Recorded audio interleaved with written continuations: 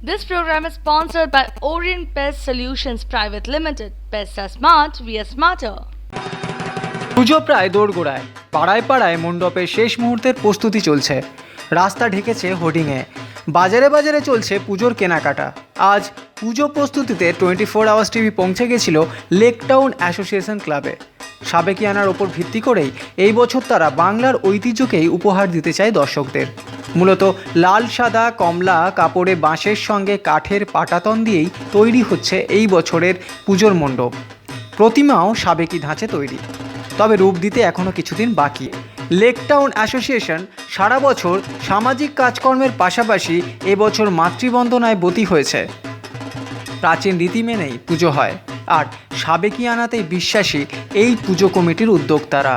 এখন দেখার সাবেকিয়ানা কতটা ছাপ ফেলতে পারে আধুনিক দর্শকদের মনে। আমাদের সবসময় তো সাবেকি পুজো, আমাদের পুজোয় কোনো সেরকম চাকচিক্য বা থিম ওসব কিছু হয় না। একই রকম আমাদের প্রতিমা হয়, তো কালারিংটা অনেক সময় বদলায়। যেমন একবার আমরা গ্রিন করেছিলাম। তাছাড়া এই সোলার সাজ এবং মায়ের যা সাবেকি সেগুলি সব হয়। আমাদের এই সাবেকি পুজো বিশেষ করে আমাদের যে অঞ্জলি হয় অষ্টমীর দিনে, সেটা তো প্রায় শেষ করা যায় না। 11-12 ব্যাচ পর্যন্ত আমাদের অঞ্জলি হয়। তাছাড়া আমাদের 3 দিন ঠাকুরের ভোগ খাওয়ানো হয় বসিয়ে। আমাদের 4তলা বিল্ডিং, 3তলা এবং 4তলা পুরো ভর্তি।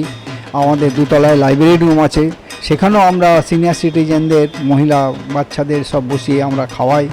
তাছাড়া আমাদের পঞ্চমী থেকে নবমী পর্যন্ত বিভিন্ন রকম সাংস্কৃতিক অনুষ্ঠান হয়, এবং সেখানে আমাদের এই যে বিশাল প্যান্ডেল, ওই রাস্তা পর্যন্ত কোনো জায়গা খালি থাকে না।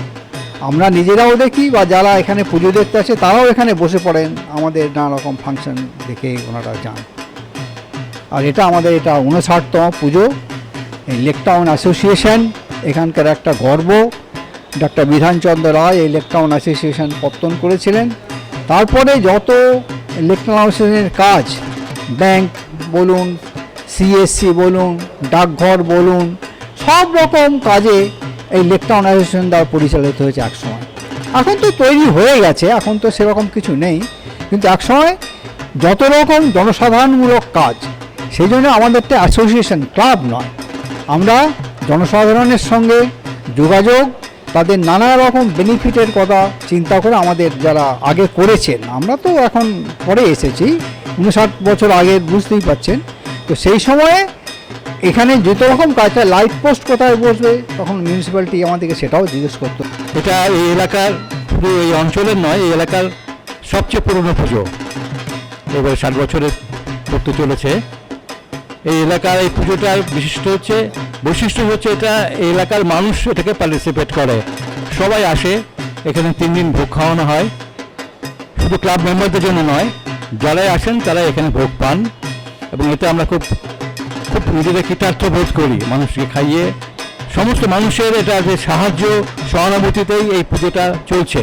এবং উনি বলেছেন, যতটাই বলেছেন, আমি খুব পুরনো লোক, লেক টাউনের যত কিছু এখানে ডেভেলপমেন্ট ওয়ার্ক দেখেছেন, সেই ডেভেলপমেন্ট ওয়ার্কের মধ্যে লেক টাউন অ্যাসোসিয়েশনের নাম অবশ্যই বলতে হবে। কারণ তখনকার দিনে আমাদের সঙ্গে সহযোগ না করে সরকার থেকে কোনো কাজই এখানে করেনি।